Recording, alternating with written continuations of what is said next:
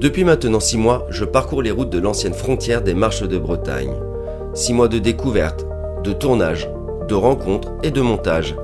6 mois à explorer des châteaux, des cités fortifiées et des lieux qui ont marqué l'histoire de ce territoire. Mais cette aventure a commencé de façon beaucoup plus simple. Un jour, Karl, un ami, est venu me rendre visite à la maison. Au fil de la discussion, il m'a parlé d'une de ses passions, les Marches de Bretagne. Ce territoire de frontière, longtemps disputé entre le duché de Bretagne et le royaume de France. Je l'écoutais raconter ses lieux, ses batailles, ses châteaux, et puis tout simplement l'idée est venue. Pourquoi ne pas en faire un documentaire ? L'idée était lancée. Karl est professeur d'histoire-géographie, il connaît parfaitement le sujet. Moi, j'ai la caméra. Alors, nous avons décidé de partir dans cette aventure. Je pars découvrir ces lieux dont il me parle, le château de Clisson, cette jolie cité de caractère, le château de Guérande et ses remparts, son sel, le château de Noirmoutier et son célèbre passage du Gois, le château de Montaigu et l'aménagement de cette ville où il fait bon se promener, le château d'Ancenis et son pont Bretagne-Anjou, inauguré en 1953, le château de Pensée et la Dame Blanche, le magnifique château de Fougères. Saint-Aubin-du-Cormier, la bataille de 1488 entre le duché de Bretagne et le royaume de France. Et merci à Jean-Loup pour cette interview sur ce site, et Yvon qui me l'a fait le rencontrer. La Guerche de Bretagne et son marché vieux de plus de 900 ans.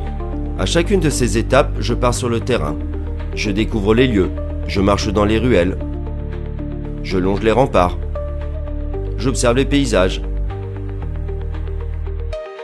Et lorsque vient le moment de comprendre ce qui s'est réellement joué ici, Karl apparaît dans les vidéos pour nous raconter l'histoire, pour expliquer pourquoi ce château a été construit, pourquoi cette ville était si stratégique, pourquoi ces lieux ont encore tant de choses à nous raconter aujourd'hui. Au fil des mois, ces vidéos ont rencontré leur public, des milliers de vues, des commentaires, des messages de passionnés, de curieux et d'habitants heureux de voir leur patrimoine mis en valeur. Et cela nous a confortés dans notre projet. Nous sommes sur le bon chemin. Car ces premières vidéos ne sont pas qu'une étape, elles nous permettent d'explorer, de comprendre et de rassembler la matière nécessaire à un projet beaucoup plus ambitieux, un documentaire consacré aux Marches de Bretagne. Cet hiver, lorsque les tournages laisseront place aux longues soirées au coin du feu, viendra le temps pour moi de l'écriture, relire les notes, croiser les récits, construire le fil de cette histoire, les lieux où nous irons, et puis viendra ce moment, le véritable tournage du documentaire.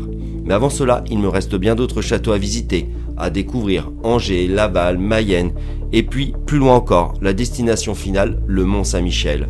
Comme une dernière étape sur ce voyage à travers les siècles. Ce projet est porté par l'association Équilibre Sport et Nature, une aventure humaine faite de passion, de curiosité et d'envie de transmettre. Si vous souhaitez nous aider à faire naître ce documentaire prévu pour 2027, une campagne de financement participatif a été mise en place. Chaque contribution nous rapprochera un peu plus de cet objectif. Je suis Johan et l'aventure des Marches de Bretagne ne fait que commencer.